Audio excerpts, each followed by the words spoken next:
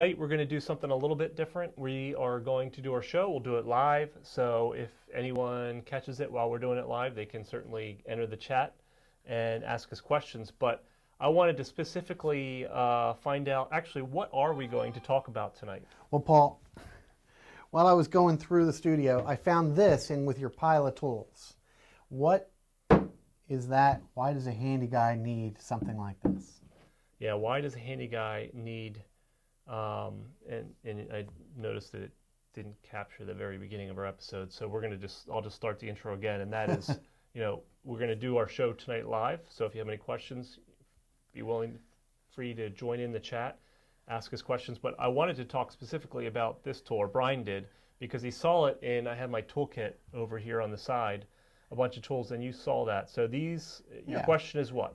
My question, I got multiple questions. So why does a handy guy or gal need bolt cutters like this? These are 24-inch bolt cutters. They're pretty heavy duty. Yep. I have an answer. And so why'd you buy them in the first place? Yes. And then, what do you keep them around for? So I've had these probably for about 16 years or so. Okay. And as we often suggest, you don't just go buy tools, buy them when you need them, right? All right. So what did you need them for? There's a common application that a lot of people would use these for, and that is breaking and entering? Not breaking and entering, although it could be used for that. Stealing stuff? It could be used for that. I wouldn't recommend it. This is a great tool for wire shelving. Wire shelving? Yes. So if you get the white or black, I guess you can get it different colors, gray, wire shelving, both heavy duty. I have heavy duty variety in my garage. I used to install it in closets in my old house. A little bit here. There's nothing that's easier to cut that with than this. But don't they, at the home center, if you give them your measurements, don't they cut it to size for you?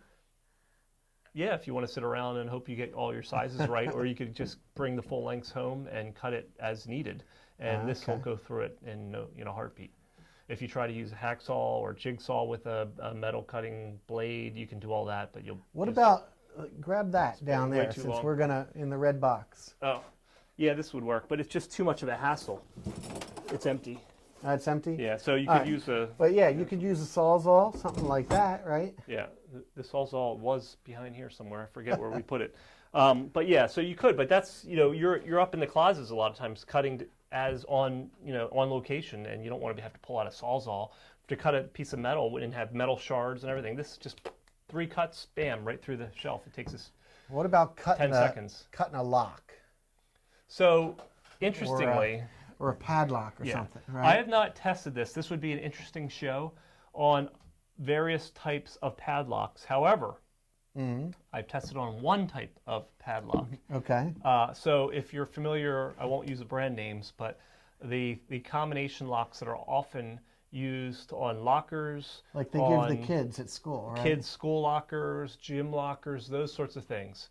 Those, and they're silver. I don't know, there may be multiple brands, I'm not certain. Okay. But if you wanted to cut one of those, I gave this to my 10-year-old daughter and asked her to try it. She cut through the lock in about 10 seconds. Wow. So one of those locks is no challenge for these. Now, I know they make better hardened metal. My guess is those locks are intentionally made that way so they can get them off lockers when someone leaves them on or what have you, and you can easily cut them off. So my guess is the hardened ones, the better steel, would like a be more a different expensive story. lock is going to take a little bit more pressure. Or maybe not be able to cut through it all, I don't know, with these. So that would be an interesting test. So what I use these for, I rehabbed a swing set that was built in the 1920s, and we needed new chains and new bearings and all of that. But to get the chains the right length, we used this to cut the chain.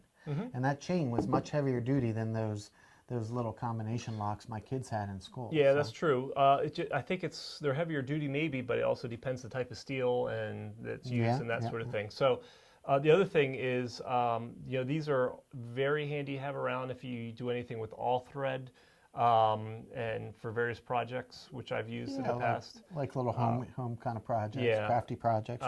If you want to, I don't know, a lot of things like that, cutting bolts, things like that. I mean, I can't. The problem with this, if you cut a bolt though, if you Thick need wire. those threads, Yeah, it sometimes it's gonna crushes crush it. those Sometimes, threads. yeah. Yeah. It can. You're right. It's not always perfect. It just depends. Sometimes though, I'm thinking it's if you need to, you don't need the threads. You use an all thread.